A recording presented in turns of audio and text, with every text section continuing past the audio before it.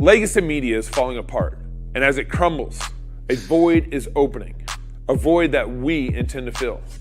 The big legacy news networks currently average just 1.2 million viewers a weeknight, and those numbers are only going to get lower. Legacy media is dying, and the younger generation has moved on. Legacy media panders. Legacy media lies. Legacy media does not know what the truth is, and they don't care about it.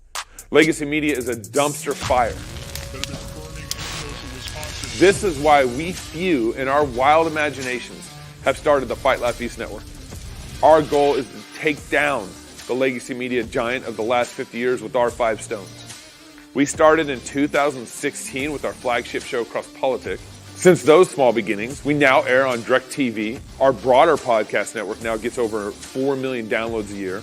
And our Fight Laugh Feast pub, which includes TV shows like This America, The Rowdy Christian's Guide, Pastors in Politics, and As the Lord Pleases, with your support, many more to come.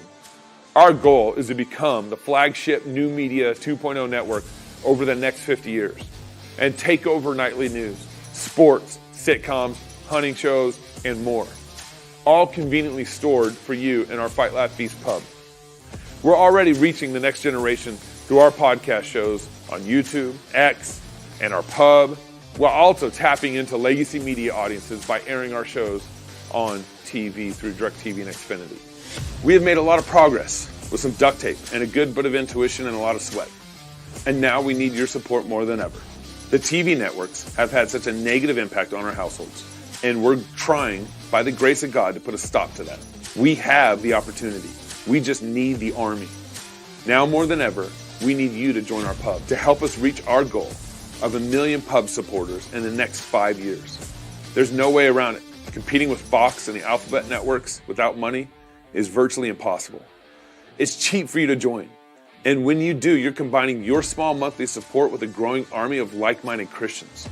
We have thousands, we need millions. So if you want more of the Alphabet network's misinformation and lies, don't join. But if you want to give us a mere 5 stones, then please join the pub, and together we will take a swing at the head of big media, all the while fighting, laughing, and feasting to the glory of God.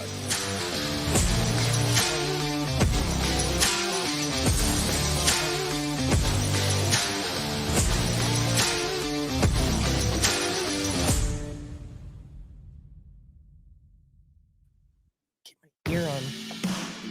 Woo! Hey y'all, welcome to Water Break with my wife Annie and me, the Water Boy. It's good to be with you guys. Make sure you download our app. There's a lot going on in the network. Other shows. We got Cross Politic, which is another show I host with my pastor and my friend Knox. And we also have some shows like In the Bullpen with Mark Dewey. It's a great baseball show. He's honestly probably the best voice on the network. If you haven't heard Mark Dewey, he's fantastic. We're also going to be in October. Me and Annie will be at our conference, prodigalamerica.com conference. Sign up for that. You can also, if you have a business and you want a booth there, there's still some vending spots open. And go to prodigalamerica.com for that. And we'll see you there October 31st through November 2nd. I think I want to have a booth there somehow. That would be So probably really busy for you. Yeah. I know. I'm thinking about it, guys. Thinking about it. I don't think you'd need it, but I might be in business, or in maybe I would have to have off. Set up a consulting booth, just like a counselor session or something. Yeah. Yeah. The doctor is in. Let's talk about your health. Yeah. This topic, you guys should really go watch the Tucker Carlson show where he interviewed Calley and Casey. Casey.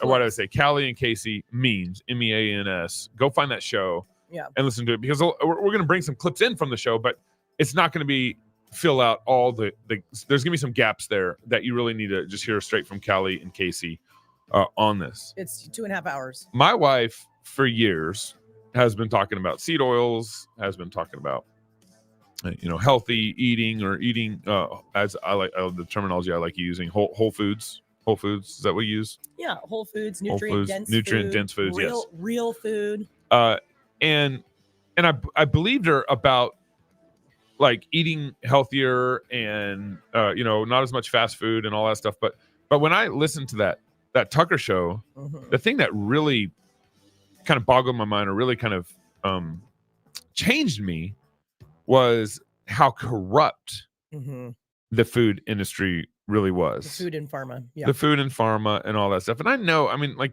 in our age and time and our distance from the gospel and distance from God, things are going to get more and more corrupt and more dark. So there's corruption everywhere. You just kind of have like this general principle, like, things are probably not that good. They look better than they appear or whatever. Yeah. So I had that kind of general idea. But when Calley and Casey were like bringing receipts. Yeah. Like really detailed facts. It really, I think, just kind of like, oh, wow, it's bad. That's bad. Yeah. It's bad. And so we're going to start, we're just going to introduce them to kind of Casey's story and how they kind of also woke up. Casey was a doctor at Stanford.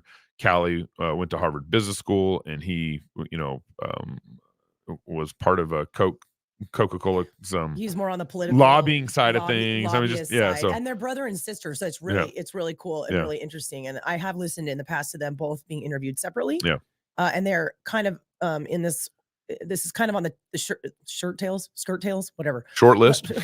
No, like this is on they were kind of riding the wave of the fact that they just put out a book that they co-wrote together called Good Energy. I have read it and I do recommend it. So go back and read, listen to this whole interview, but even more so, go read their book, and they'll reference it several times. Good Energy. Good Energy. Yeah. And they both just bring very, very, their brother and sister, and they just talk about this topic very synergistically with her medical background and his like political lobbyist, his perspective. So there you go. That's who they are. Okay. Very, very helpful. So this is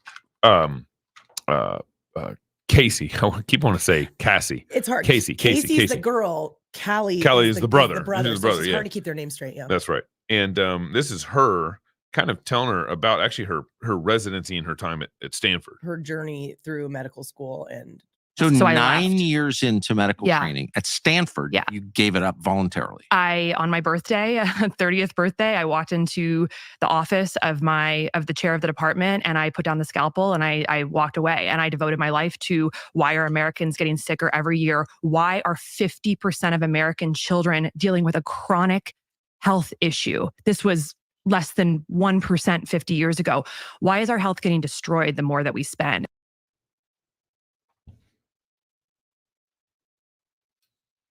It.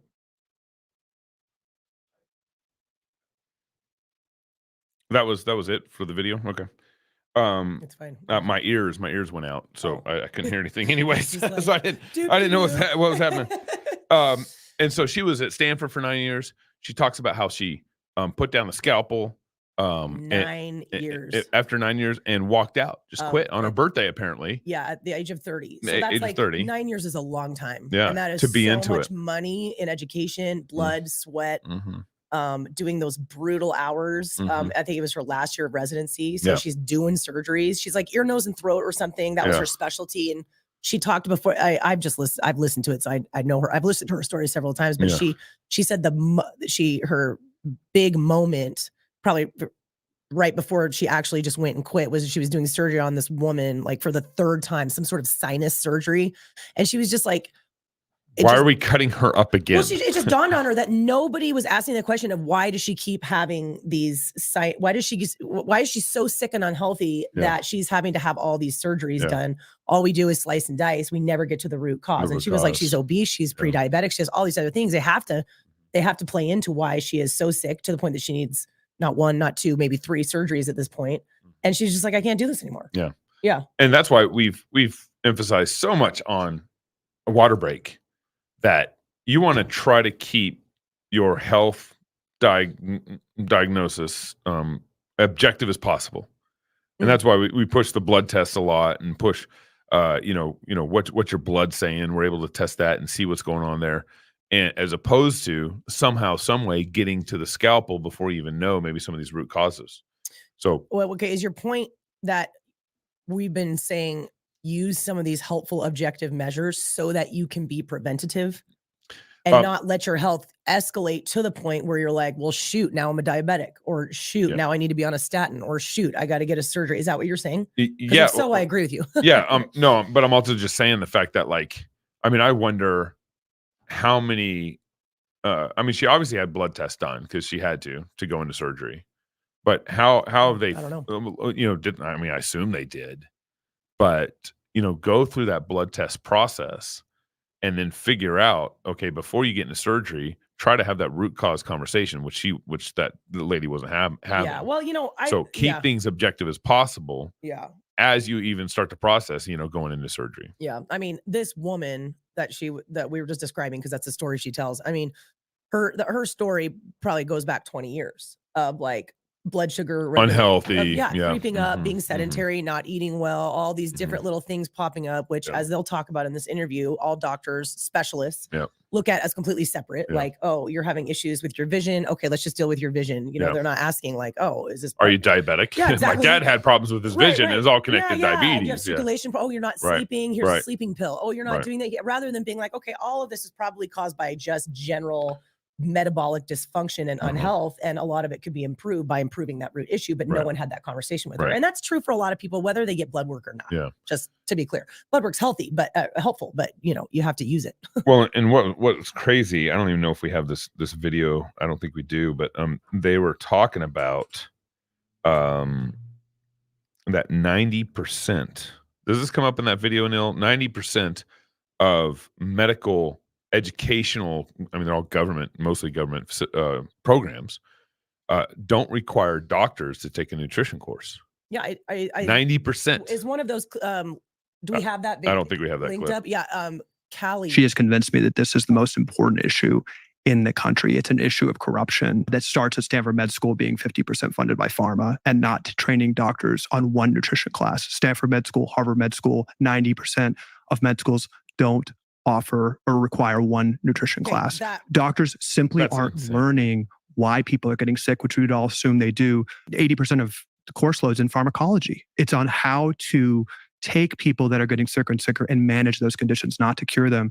And that's a huge problem because that dynamic of the largest industry in the country is destroying human capital. Oh, nice work. That was seamless timing, Neil. That was stat. 90% of medical educational programs, medical school, don't require doctors to do doctors nutrition. Are trained. It's where they go to school, and 90% zero nutritional training is required. Yeah. And you know what? That makes perfect sense with what I see and the people I work with and the stories I hear all the time. Like doctors just have no idea. Okay, not only do they not know what in the world they're talking about nutrition, if they talk about it at all. Yeah. And that's a whole separate thing. Like, are you even talking to your people about? I have so many opinions on this. It just drives me crazy. And if they do talk about it, they tell you to eat oatmeal or something. And they point to the food guide pyramid, which is usually still plastered on the back on the wall somewhere. And they're like, well, you eat more oatmeal. That's literally the party line. They have no idea what else to say. That's just what they were taught in maybe the one class that they took. Maybe they didn't even get that.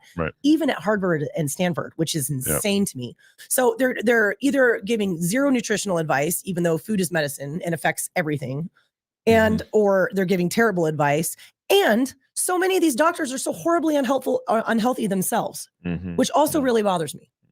I am going to be really honest about that. Like, that's not true of all, but I mean, if you find a doctor who actually takes care of their own health, practices what they preach, hopefully they're preaching something good, they're fit, they're healthy. I think that's rare. Yeah. I think it's rare. And it's like, how is that even possible? Well, and then Calley in his follow-up comment said 80% of classes have to do some way, shape, or form with pharmacology. Yep. And which is why you go to the doctor, and it's a chemistry equation for them. We have a pill for that. We have a pill for that. And I want to be credit where credit is due. That is for better, for worse. It's definitely for worse.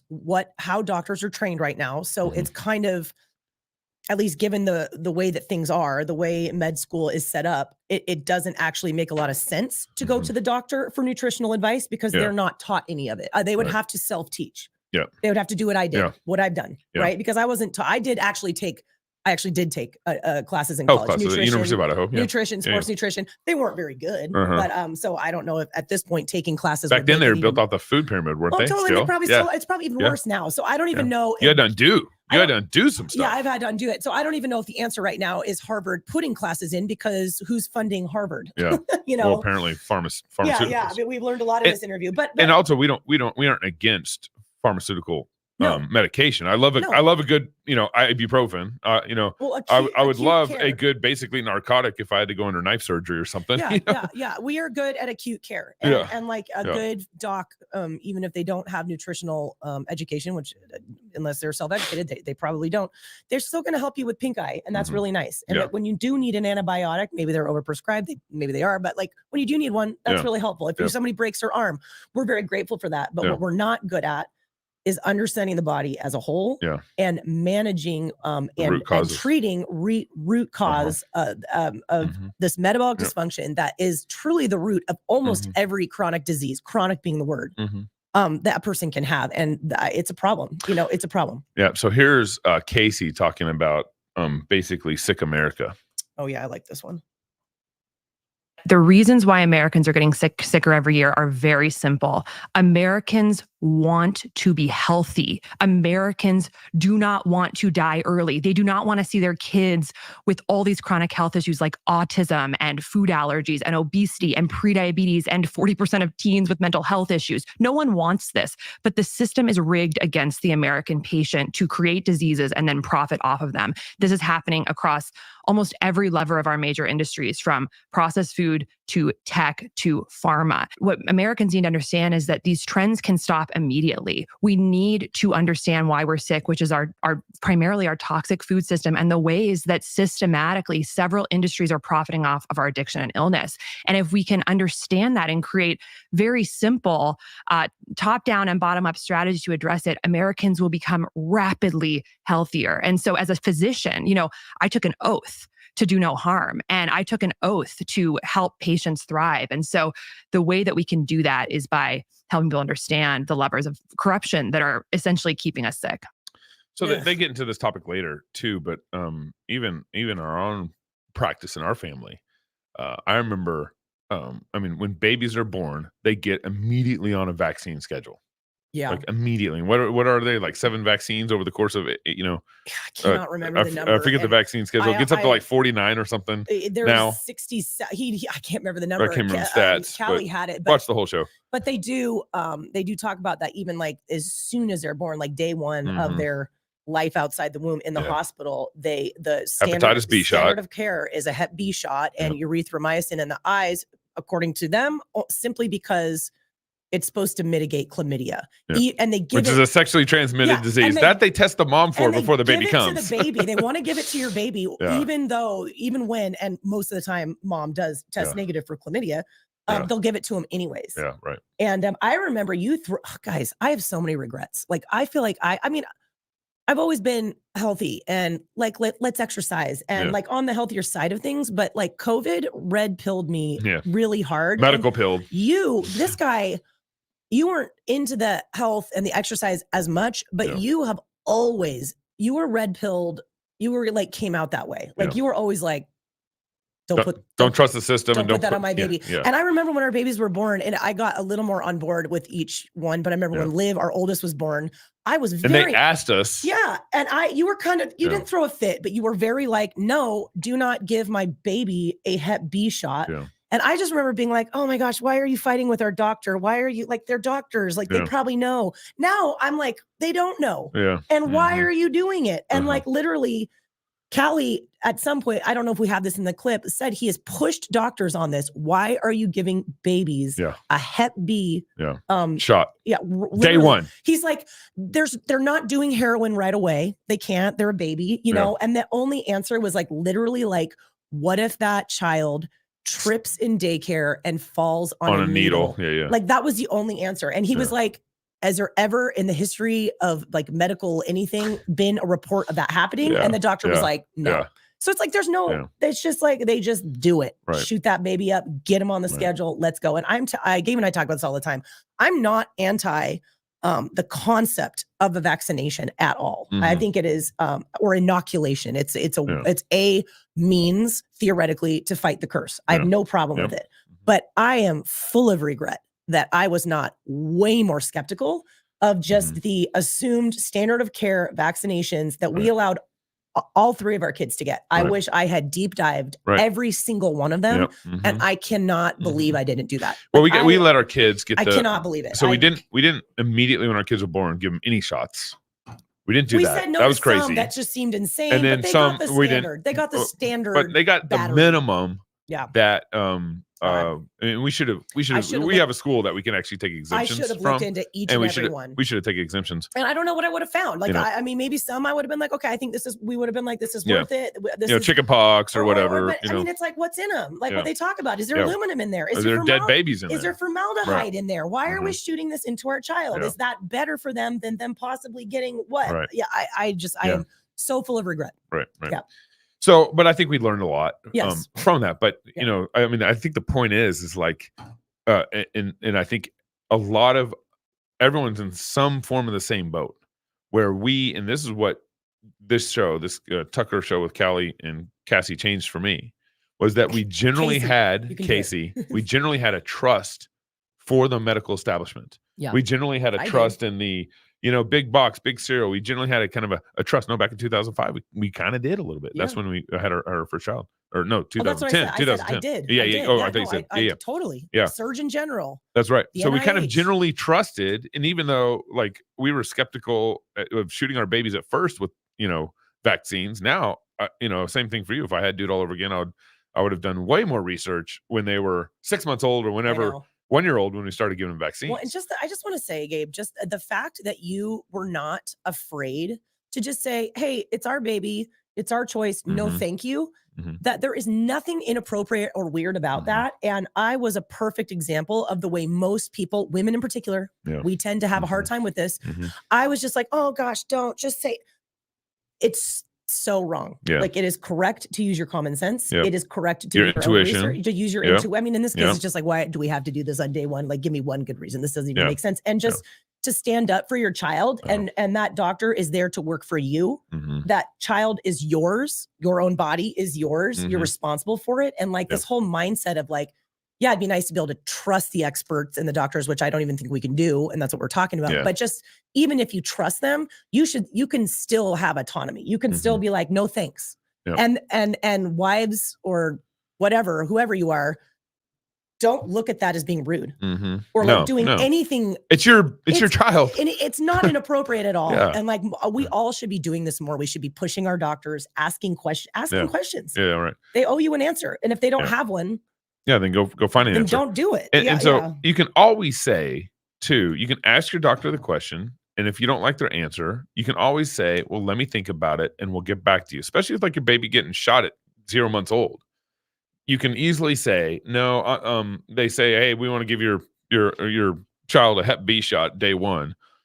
And you don't know what to say then. Or you can always say, hey, let me do some research and think about it, and we'll bring our child back in if we want to end up getting that shot. And this is true for anybody at any point in their life. Right. It's an exaggerated example when you're talking about your infant day one, in the hospital, but like of any weird drug or whatever that anyone might suggest for any child at any age, any adult, like, okay, but is this something that lifestyle could change? Is this something that my diet could change? That's a lot of times the answer is yes, but the problem is doctors aren't trained to even know if that's possible. Yeah, that's right.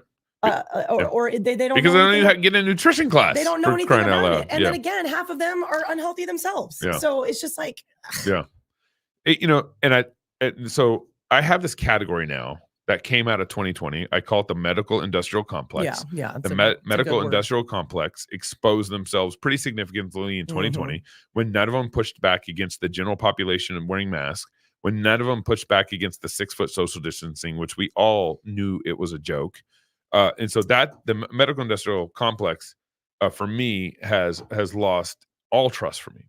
And that comes from that stems all the way from the CDC down to the university, down to kind of the local hospital we have in town. I mean, they were requiring people to wear masks through something like, I think, May of 2023 or something. It was a long time. Maybe it was May 2022 or something. Zero pushback there. And so I really think as Christians, we need to figure out, and here's what's sad. Here's what's sad about the medical industrial complex is a lot of these hospitals were started by Christians, the Presbyterian hospital, the Methodist hospital, the Lutheran hospital, the Catholic hospital, the Catholics, all this stuff. And so we started an industry. We started a hospital industry that was fantastic, and then we sold it to the medical industrial complex.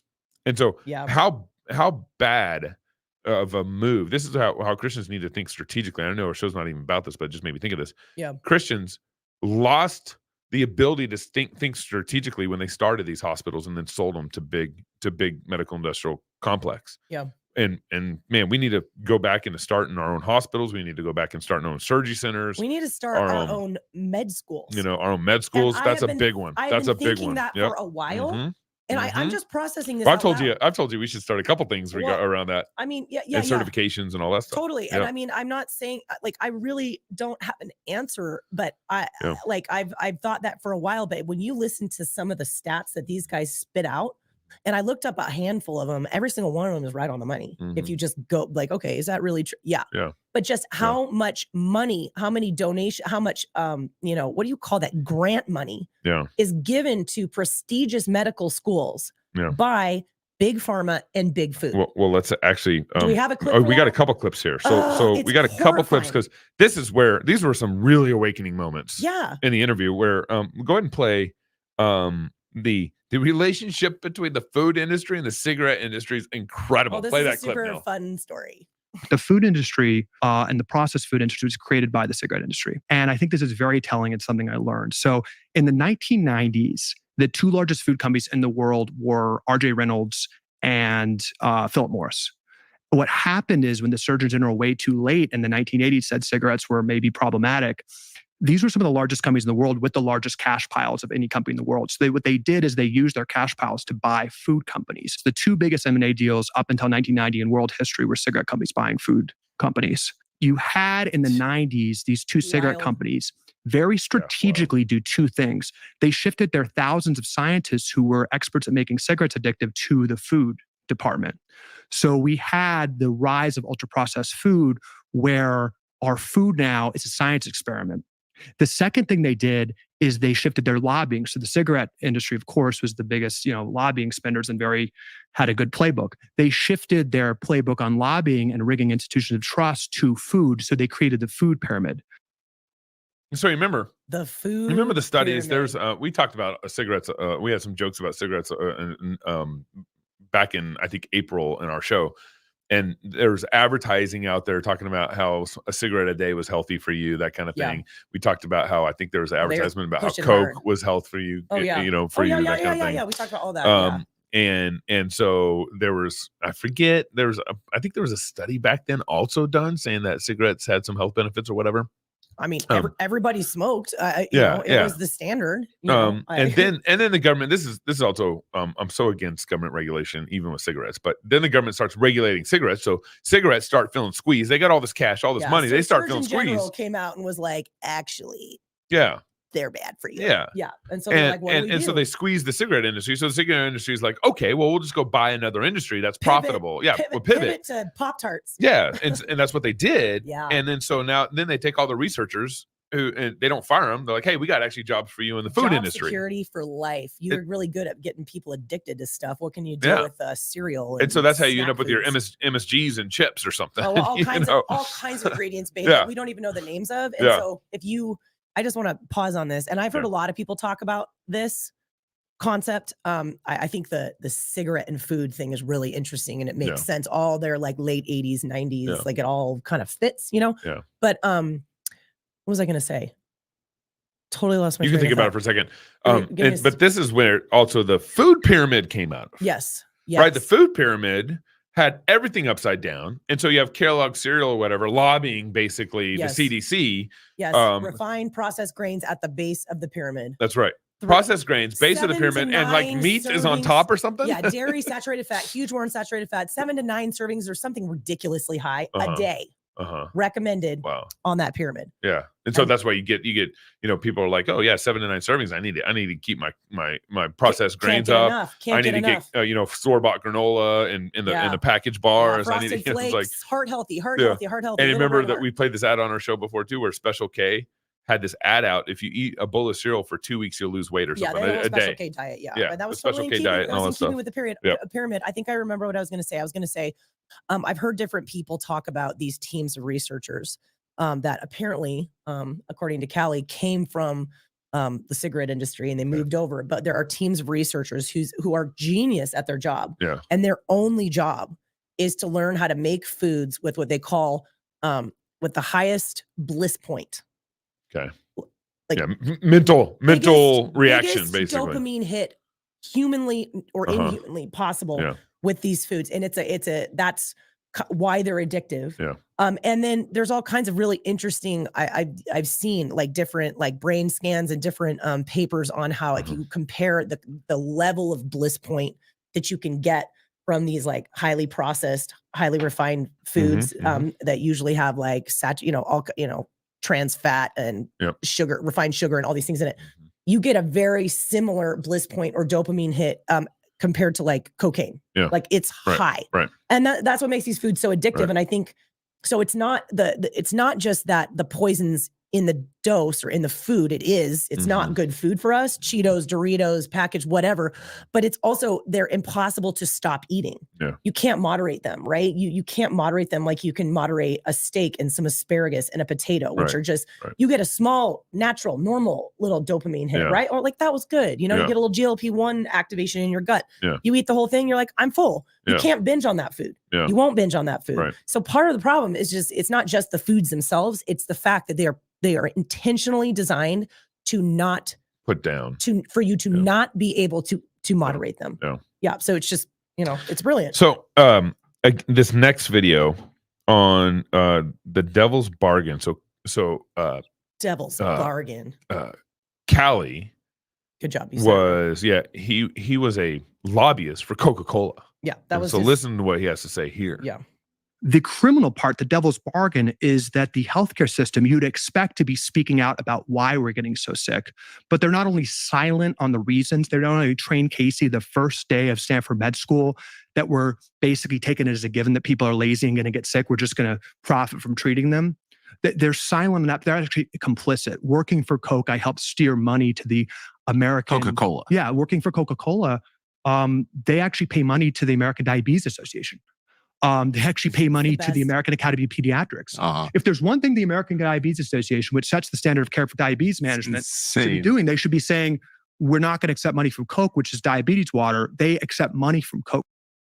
Yeah, that makes these sorts of relationships and deals make things make sense. Like that new food compass that came out recently that I think that changed the paradigm, the food pyramid. Well, I mean, it almost was worse because yeah, I mean, I think they called it the compass. I remember looking through it and just being like, is this a joke? What does it even communicate? Well, it ranked foods and it was saying things like, Frosted Flakes or some kind of cereal is has a better ranking health-wise than like eggs. Yeah. So and it continually put like obviously processed unhealthy food above things like red meat and eggs, which is just crazy. Like it's absolutely crazy. But if you're taking money, from these companies, you're going to say stuff like that. Like Coke's not that bad. Right. Diabetics, research has shown that you can drink 3 Coca-Colas a day and still manage your diabetes. Like that's how you get these crazy statements. That's how it happens. And you hear them being made. So it just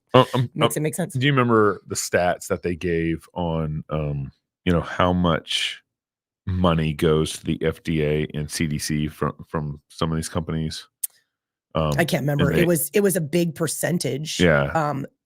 All the FDA's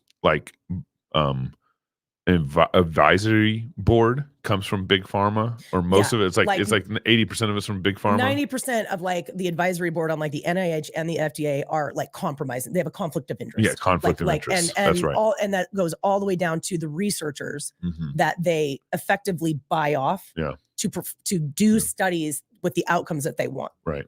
And it's just like conflict of interest, which is really, really frustrating for me, you guys, because like you said at the start, we want objective stuff. Yeah. Like, do you have blood sugar regulation problems? Let's look at your glucose. Let's look at your insulin. Okay. Yeah. Symptoms are helpful too, but it's really nice to have some sort of objective standard. This is why we love God, right? He gives us that in life, and it's really important, or else it's just sort of the wild, wild west. In the field that I work in, and the paradigm that I've tried to create over time with regards to exercise and health and nutrition, I've always depended fairly heavily on randomized controlled trials and what seemed to be, or at least what I thought to be reputable journals, and I wanted to be able to point to these studies and just be like, this is evidence-based. This is an objective truth. But at this point, COVID partially pushed me over the edge with that, because I just when I did a deep dive with mask wearing alone, and I needed to, because I was having all these arguments. I was just like, okay, that does not make sense for influenza-like illness. It's a virus. I mean, it's not going to work. It's airborne. It's aerosol. And I deep dived, and and as you know, you find that up till COVID, like almost every single study that you can find is like cloth masks do not work to mitigate influenza-like illness in general population. It was just like study after study after study. But and then all of a sudden, all these studies came out. They started cranking these studies out, and I mean, coming out of like New England Journal of Medicine, like really reputable journals, and that really shook me. And there were studies that I read, because you have to just go in and read them, because you can read their conclusions and just be like, well, okay, they said masks work, we recommend them. That's like, the researchers all get together at the end, and this is their little conclusion and the recommendation. But I read studies point blank that literally found the opposite. They did the study, they found no, like that the wearing the masks with the control, whatever, it didn't work, or it even made it worse. Some of them actually said these people got sicker. And then at the end, at the conclusion, they still said, but we still recommend you wear one. Unbelievable. Like, I wish I actually had saved some of those. So talk about researchers being bought off, journals not caring about what's actually true. And now, you hear about all, like, just the lobby and the funding and all these things going towards not just these schools or big organizations, but all the way down to funding and rigging actual studies so that they can point to the studies and then, preach evangelize whatever it is they want to say. I just don't even know who to trust anymore. And that's really frustrating to me, because that used to be what I did. That used to be what I pointed to, and I could at least have that. Now I don't even feel like I'm going to have that. I know there are researchers out there who are doing good work.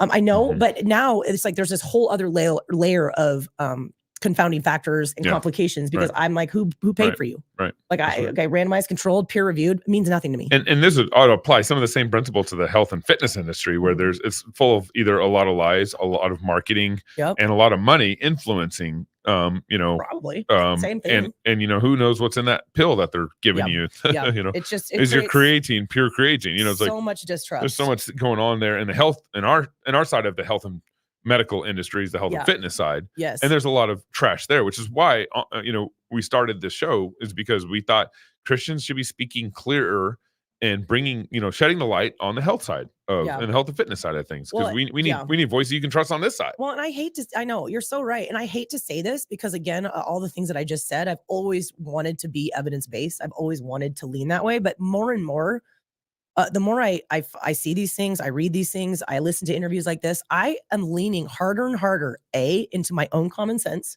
B, into anecdotally, even though I know that's like a 4-letter word in the science community, it's like, well, it's just anecdotal, but anecdotally, for the 20 years that I have been in this, what I have seen work and what I have seen not work. And that does not mean just what has worked for me, because that's one of the biggest blunders that people in the fitness and health industry, that's one of the worst things they do, is that they have some sort of transformation at one point in life, and they did one intervention that happened to work great for them, and they marry it for life.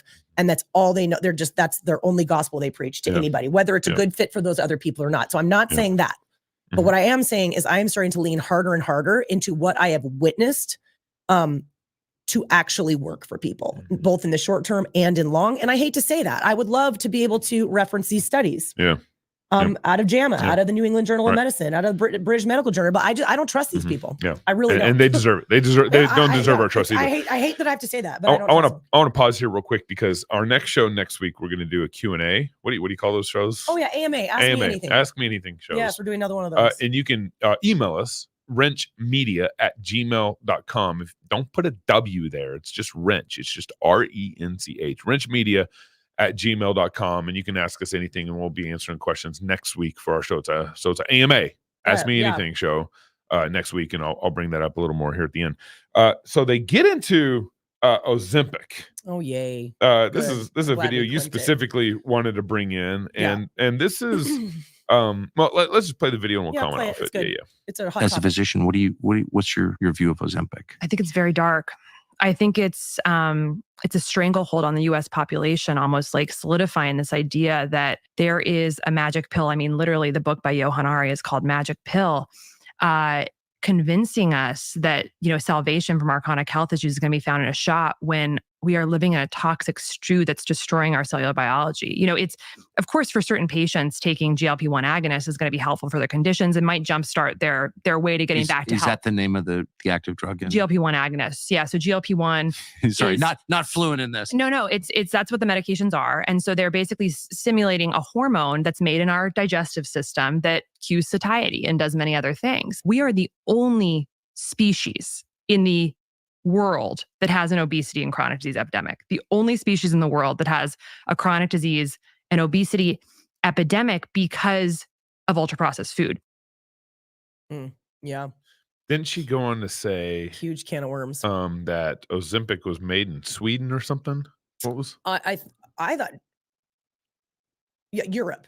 I can't remember. Somewhere in Europe, and they don't even use it in Europe for that drug, but Americans use it. I thought maybe they said Germany, but it's somewhere in Europe. Yeah, it's not made here, but they're just profiting off of it, which is, that's its own separate issue. But we could probably, guys, do. And Americans want a pill for everything. They want the easy way out. Well, and we're also just by far, in terms of developed countries, the fattest and unhealthiest. Yeah. So there's a way more need for a magic weight loss pill. Right. I'm just going to say, listen, I think we probably should do an entire show on Ozempic and GLP-1 agonists at some point. Have you read The Magic Pill? It is. I haven't read that book, no, but I've done quite a bit. I can still do more, and I will, of research on these peptides, basically, because they're so popular right now. And so being in the industry I'm in, I felt like, okay, I need to understand them. And Tony said it's Sweden or Norway. Oh, Sweden or Norway. Okay. Yeah. I know it's in Europe. It's not here. That's for sure. Thanks, Tony. Okay. I just will say this for now, but I would love to bring on an expert to talk about it, or even just have us talk about it, because it's really, really common, and doctors are starting to prescribe these GLP-1 agonists, Ozempic, tirzepatide. They just go by all these different names, but they're a lot of them. Some do some things better, but they're kind of under the umbrella of GLP-1 agonists. So they're getting prescribed quickly and a lot on the the national health policy side of things. I think it's horrendous, and I think that's more where they're coming from. Is okay. They're literally it's a weekly injection. Yeah. Ozempic is a weekly injection. A weekly injection, okay. And on the man, what a great payment plan for big pharma. So, talk about perverse incentives. Yeah, like this. Right. You don't need to change anything. You just keep eating garbage and keep not exercising and keep your terrible lifestyle. Don't start walking. You don't need to. Just take this shot. It'll take your appetite away. Yeah. You'll not eat as much and you'll lose weight. Yeah. There's some serious issues with incentives. They're also pushing this on children. So I believe currently it's cleared for kids 12 and older, but they're pushing for the age of 6, which is insane. Because when they started out the podcast with Tucker, they said 50% of children are experiencing some sort of chronic illness. Yeah. Childhood obesity in America is going up so rapidly, and it is so high here. So it is a problem. Yeah. But I understand so what I just said, that's kind of where they're coming from a public policy kind of standpoint. I totally get it, where you're still in this toxic stew, as she said. It's not dealing with the root cause, which is your diet and your lifestyle, right? So it's just sort of band-aiding it by giving you a shot that, among other things, it does sensitize insulin. It does work on your brain. There's actually, it's a pretty amazing peptide. I actually think it can be used well. It's just, we're abusing it already. And if you want to really give it a fair shake, and you want to hear somebody who is well educated on the topic talk about the possible pros of these GLP-1 agonists, Dr. Tina Moore is probably the best resource that I've been able to find right now. She has her own podcast, the Dr. Tina Show, I think. Okay. Just get into podcasts and look up Dr. Tina Moore, but she's also on the circuit right now talking about actually, and her thing is, you already need to be weight training. You already need to be eating clean. And the key is, if you just feel like you need that extra edge, you're super weight loss resistant, you're already doing all these other things. Her thing is, these can be used cyclically in micro doses. And I think she makes a good point. Oh, like Ozempic could be used like a micro doses. Yes. And in her opinion, she's seen great results with her clients. But again, she knows what she's doing. But those are also the more difficult people too that she's working with. And they're already, she's not going to go there with them if they are not already. Are you strength training? Are you getting your cardio in? Are you eating clean? Are you doing all the things? And so I don't really blame, just like you can blame this drug, you can blame this gun, you can blame anything. I just think our approach to it is not good. And I think that doctors, I will say this, I know we're talking a lot about this particular topic, but I see doctors even in our own town, even locally, handing it out, prescribing it out way too soon and without asking sometimes anything about the person's like just general metabolic health or how they're eating or nutrition or how they're eating. I mean, like I think this should be like a last, what's the word for that? Like the absolute last resort. Last resort. Like a last resort. Like what you do if you were a really special case and you've tried everything else, or it's this, or get your stomach stapled. You know what I mean? Like that. And I think there can be a place for it and they can be effective. There's definitely cons to it, especially if you're dosing really high. And don't even get me started on the weight regain rate once you get off of it, which is very, very high for a lot of obvious metabolic reasons, especially if you're not, strength training and maintaining your muscle, which a lot of people aren't. So there's that issue too. But I just can't believe how quickly doctors are like, oh, your BMI is high. Here's some Ozempic. And it's like, wait, what are you eating? Oof. Are you moving? Like what? Like I just can't even believe it. And we're also in a university town, so doctors can even get away with this more. Because the students, they want the pills. Like, just give me the fast fix. Give me the pill. Does. Yeah, everybody does. And man, you can spot, ladies, I'm just going to tell you right now, we all know you're on it. Okay. Ozempic you've called it out on a number of women. Face is the most obvious, sad looking thing I have ever seen. Because you look a little gaunt after taking it for a month or two. Like literal fat and muscle even deposits when you lose weight that rapidly. Yeah, when you go on a really, really high dose, your appetite is zero. They literally just stop eating. It slows gastric emptying to the point that usually there's a decent amount of low grade to high grade, depending on the person and the dose, nausea all the time. So that makes you not want to eat either. And you're just not hungry. You'll literally one bite of pizza, anything. And you're just like, I'm good. Wow. And you do that in the short term, you will lose weight rapidly. And I'm telling you, every time I see someone who's someone gave them a script for a high dose tirzepatide or Ozempic or whatever, I'm like, either that person has cancer or they're on Ozempic. Or they're on a GLP-1. Wow. And that is a terrible, baby. If you are losing, no matter how you are losing it, I don't care if you're fasting, you cut carbs, you're just cleaning up your diet, you're on Ozempic, doesn't matter. If you are losing more than 1 to 2 pounds a week, that is too fast weight loss. You are going to lose muscle.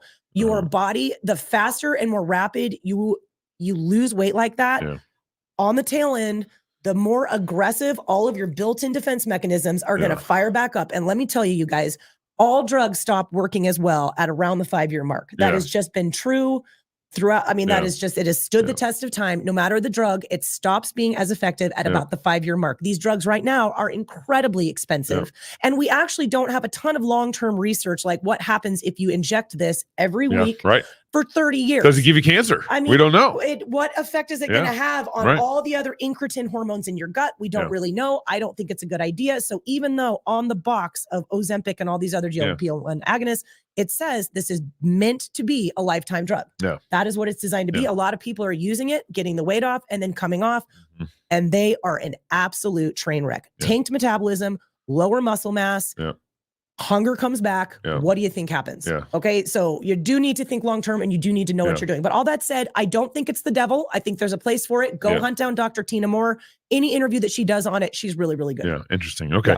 And so here's what was kind of the most incredible aspect about this interview. Of course, we've been practicing this and we've been, we're Christians, and I think Casey, does it seems like her parents kind of grew her up in some sort of salad bowl of religion in her family, a stable, somewhat spiritual, but she also basically admittedly said, I basically kind of had becoming a feminist, I didn't want to have kids and all that stuff, but she drank the Kool-Aid. So she drank the Kool-Aid. So here's just there's 2 videos I want to play with her. Neil, go ahead and play the first one.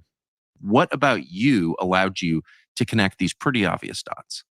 Parenting. How? What did your parents do? My parents. Our parents focused on incentives. Incentives are everything. Incentives are why Americans are sick right now. If we change the incentives, we'd get healthy in 2 years. Our country would be the most competitive country in the world. my parents' incentive in our family was to ask questions, not to have any stars or marks or anything, So what was celebrated in our family was sitting down at the dinner table in DC and asking questions and poking at ideas. We were celebrated for thinking about things in a bigger picture. That is not, you talked about this with Tim Dillon on your recent podcast, the boomers, they just want the stars for their kids, to get all these little badges. But that was not what was celebrated. My parents didn't We care. developed our own compulsion to climb up the ladder, but it was always instilled ask add questions, value, and questions, we never think felt for yourself. Actually like our parents were that happy with rising up. And it was like, are we being good people? Ask. And that was really instilled in us. I think to kind of put the Christian take on that, the explicitly Christian take on that. Yeah. She says her parents enabled her to think clearly, to be able to ask questions. That was her first comment was my parents. Tucker was like, why are you able to kind of get out of this? And she immediately, she's like, my parents. It was really good. And that's then really moving. Very moving. And then the other thing was, she said incentives, but she's talking about, and of course we believe in incentives as Christians. We discipline with spankings and incentive, and rewarding's an incentive. It's just a different word to use, but I think I get her point. But what I want to hammer here is teaching your kids to ask questions. That's what the classical Christian education is so good at, question asking. But create a culture in your family where you're sitting around the dinner table and where you ask your kids questions. You drive conversation, you get your kids to tell stories, and then you get your kids to ask questions back in return. Have that kind of culture at your dinner table where your kids are, it's just part of the indoctrination that you're giving your kids is ask questions, think clearly, and of course for us, think biblically about what you're doing. I think that's so good. And, I want to think that we, obviously we're sitting here and you and I talk about be a skeptic, ask the questions, blah, blah. We talk about it all the time, but if you think about it, in your own family's culture, in dinner table, I think that's a lot of times where this is why you're so obsessed with dinner. We cannot having it as a family. I want to have it as a family, and some days I'm like, I might just need to eat at the bar. He's like, no, we're sitting down at dinner. And in the moment I'm like, you're the worst, but he's right. And it's really I'm really glad that you push for that, because that's where a lot of these important conversations happen with your kids, among other things, especially when you're busy, man. Our kids are in school, they're in sports. We don't see them much of that. The dinner is so important. So I just want to say that. Right. But also I think we could do better just asking questions or having them ask us questions, because that's how you learn. Hey, why do you think you were baptized as a baby? Yeah. Hey, why do you believe in heaven? Hey, why do you think we try so hard to not eat a lot of processed food? Honestly, what's your answer? Yeah. And it's sometimes when we do that, I'm amazed at the intelligence and thoughtfulness of their answer, which reminds you, they're always listening and they're watching. Always paying attention to mom and dad. They're not missing anything. Yeah. And then B, sometimes they're like, I don't actually know. And it's like, well, geez, that's my bad. Let's talk about it. Let's give you reasons why. That's just a really good reminder. I think we do it some, but I think we could be better. Yeah. And if you're also struggling to build a dinner time culture, or maybe you just have kind of not done that, or maybe your kids are just now getting old enough where you can. Yeah. Because when you have babies, it's just you and your wife. And you're just fighting to get them to eat 2 bites of whatever. It's just, not great conversation. But maybe you're just getting to the point where you're like, oh, we could actually start doing this. Yeah. And you don't know where to start. You don't know what to talk about. Just do questions. Yeah. Have them ask you questions. You ask them questions. It's an easy, natural way to just start good, helpful conversation. And just nothing should be assumed. Yeah. Why do we send you to a Christian school? Why don't we send you to a public school? Why? I think it's really good. Right. Yeah, it's good, baby. All right. And then she follows up with this. I cannot wait to have children. There is no greater role. There is no greater role in this world. And, I was sold such a bill of lies, climb the corporate, climb the medical ladder, become the chair of an institution.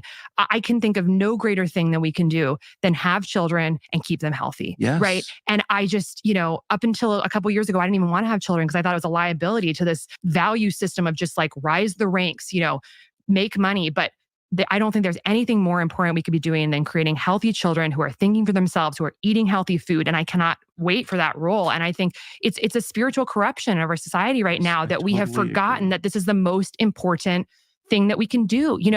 It's unbelievable how far off we are. And I think it is deeply a spiritual crisis because we have lost sight of what really matters. It's amazing to me how both men and women have bought into the lie of having either no kids or as little kids as possible to optimize their experience and opportunity in the world. And this especially with women who've bought into kind of the feminism, bought into this deception that you're more valuable reporting to 10 men at a corporation than having, children, that you're more valuable out there working at a bar or a waitress or whatever. Or what she did. And what she did, she was 9-year doctor at Stanford, that you're more valuable out there. Or that it's just more impactful and a higher achievement to do all these other things. It's really cool to hear her. She has clearly been red pilled herself. I know, yeah. And she refers to that. Like she calls it her awakening. And I love to hear women speak, like on Tucker Carlson, where a lot of people are going to hear them. Yeah. I wish more women would talk this way because it is not only absolutely true and important for women to hear, but I also think that a lot of the problems in America with regards to our health do stem back to the feminist movement when the women all decided to leave the house and go to work. And again, you guys, I say this every time. I myself do work outside of the house. I am not just, Proverbs 31 woman. We don't have to. Yeah, it's silly that we have to bring up this caveat every time we have this conversation. I just always feel like I should, because I don't want any girl to be like, I'm a bad mom. But because before that time, there was not this need for all this super hyper palatable, cheap processed food. Or fast food. That's exactly because right. Mom prioritized. It was her full-time job to be at home and make food at home. And that sounds like, okay, home cooked meals. That sounds like not that big of a deal. I think it's a huge deal. Yeah. And one of the biggest struggles that I have had working with clients, most of which are women, many of which are moms, in trying to help them get their own health and by extension, their family's health turned around is I cannot get them to cook at home. Yeah. They don't know how. And they're too busy because they work. Yeah. And not knowing how is a problem. So women, moms, teach your children how to cook food. That's right. That is really important. And I need to remember that because it is I'm really good at doing it myself. Like, look how healthy this is. Look at this meat I made. Does my daughter know how to do that? Does she understand? You cut up the broccoli, you do the olive oil, you salt it later after it's done so it doesn't get as soggy. Have I actually taken the time to teach her that? Yeah. And you can easily have this dialed in yourself and not teach it to the next generation and just really mess things up. And then, there's also the very common issue of women are just like, I don't have time. I'm too tired. Yeah.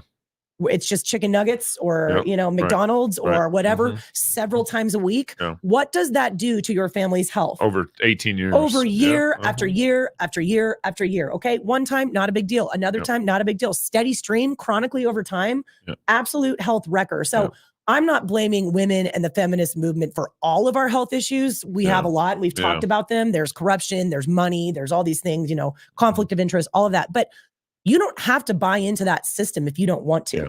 You can, and we talked about this, I think, in a couple podcasts ago, where we were like, okay, our health, what do you do if your family's super unhealthy and you don't know where to start and you don't have time? Like, what do you do? I mean, this is not all on the women. Like men, you should be, if your wife is too busy to be able to take care of the nutritional health of herself and you and your family, then you are responsible for that. And you need to be encouraging her very, very strongly and kindly and taking the pressure off of her so that she can say no to or quit or change whatever she needs to change. Yeah, that's right, whether it's volunteer work, it's a job, whatever. If there's financial pressure on her, and she's feeling like she has to pay the bills, and that's actually killing her ability to, for the most part, make home-cooked meals. It doesn't mean it has to be really fancy. It doesn't mean you have to be rich and have filet mignon every night, just basic home-cooked meals. Yeah. If she doesn't have the ability or the energy or the time to do that, that's on you, and you need to help her get in a position where she can do that. Maybe that means you need to get a second job. Maybe that means you need to sell that big house you live in and buy a smaller one so that you guys can pay the mortgage without your wife having to basically do your job or some other dude's job. And she can come home and do the job that she's supposed to do, which is not just what she's supposed to do, but as Casey just said, it is the most important job. It is very, very important. So I think even though we talked about a lot of very overwhelming and frustrating and almost kind of discouraging things today, we all have an immense amount of agency to buy out of this whole thing. That's right. You do not need to take the drugs. You do not need to buy a bunch of processed food. You can change these things very, very easily. And honestly, this is what I talk to people about doing every single day. This is why most of my time goes into health and lifestyle consulting, because these are the kinds of changes that we need to make and we can make, but you have to be willing. If you're in a deep, dark hole and your habits are bad, you got to be willing to make really big changes. That's really good, baby. Really big changes. And here's the deal, husbands, you don't want your wife picking up your slack for your responsibilities, because God made the world in a certain way. Like there's a way he made it. Like grain runs a certain direction. Water runs downhill. God created the world to run in a certain way, and we need to like redouble down on cutting with the grain that God has designed us to. God made men to provide for the family, to defend the family, to destroy where needed to defend, to go to war. God did not make women to provide for the family. Now, sometimes in situations that ends up happening, of course, there's exceptions. But God did not make women to provide for the family. God did not make women to go to war. God did not make women to take life. And again, there's examples in Scripture where women did take life. But God made women to give life. God made women to raise the family. God made women to build the house. God made women to be builders and not destroyers like men. Yeah. And so when we cut in with the grain and the way that God's designed us, that's how the world functions. That you're cutting with God's design. It's going to work. It's going to work better. And I just want to your point, and I just want to reemphasize the fact that women, a huge part of you running your household and taking care of your family is managing their nutrition. Yeah. Food preparation is a huge deal. Yep. It is a huge deal, not just in terms of family culture and just taking care of basic needs, but in terms of setting yourself and your spouse and your kids up for long-term great health, because food is the most impactful input that you can put into your body to affect your health in the short term and the long. And you're developing habits that your children and skills and knowledge that your kids are going to take with them and then pass on to their own children. So please do not underestimate how important nutrition and food is, and just how impactful you are in their kid's life. Job. I mean, think of it this such an important job. Think of it this way. I mean, God made women have powerful bodies. They can create children. Men can't do that. They can help in the process, but women have powerful bodies where they can create children. And what you're doing there is actually creating wealth.